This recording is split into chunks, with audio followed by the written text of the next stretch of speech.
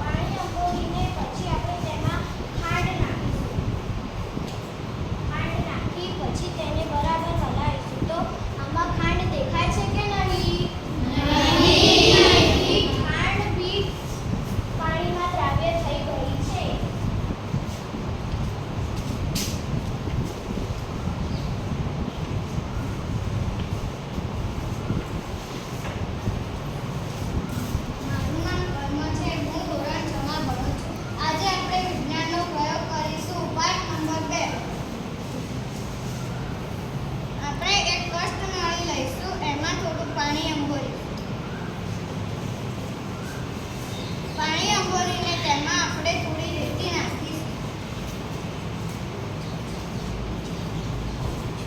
હવે તેને બરાબર હલાવીશું. રેતી પાણીમાં દેખાય છે કે નહીં? દેખાય છે. તેથી રેતી પાણીમાં અદ્રાવ્ય છે.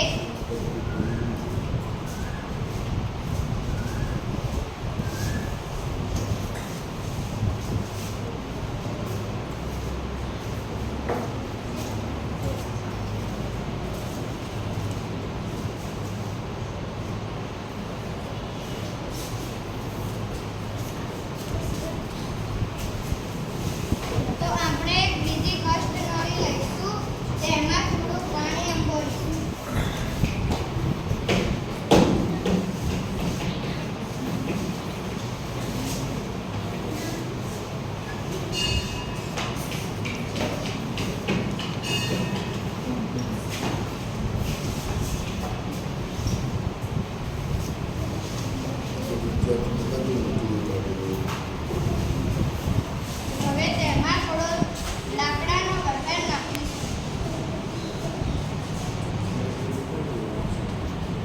હવે તેને બરાબર હલાવીશું. લાકડાનો વઘાર પાણીમાં દેખાય છે કે નથી? તેથી લાકડાનો વઘાર પાણીમાં અદ્રાવ્ય છે.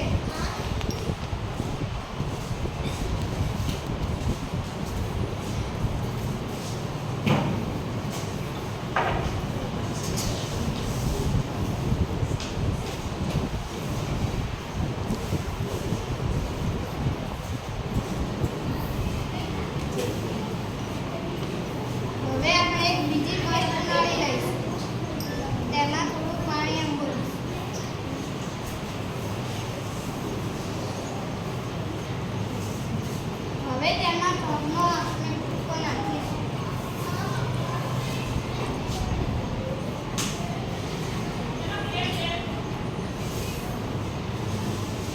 હવે તેને બરાબર હલાવીશું.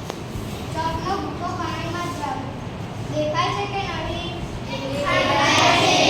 તેથી ચોકનો ભૂકો પાણીમાં દ્રાવ્ય છે.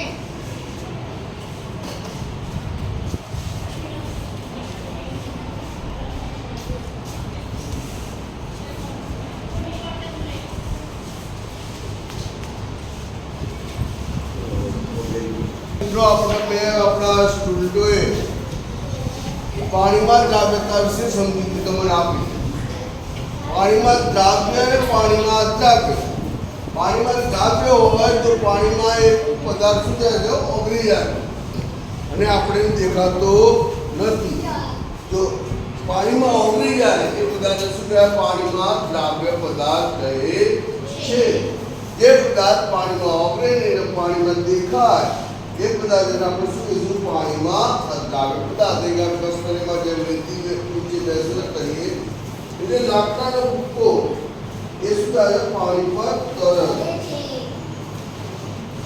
તો રેતી પાકની ઘનતા પાણીની ઘનતા કરતાં વધુ હોવાથી એ નીચે બેસી જાય છે. લાકડાના ભૂક્કાની ઘનતા આગળ ભણવામાં આવશે તમારી ઘનતા પાણીની ઘનતા કરતાં ઓછી હોવાથી તરતો રહે. આ રીતે આપણે પાણીમાં દ્રાવ્ય કે અદ્રાવ્ય પદાર્થની ચકાસણી કરી શકીએ. બસ અસ્તુ.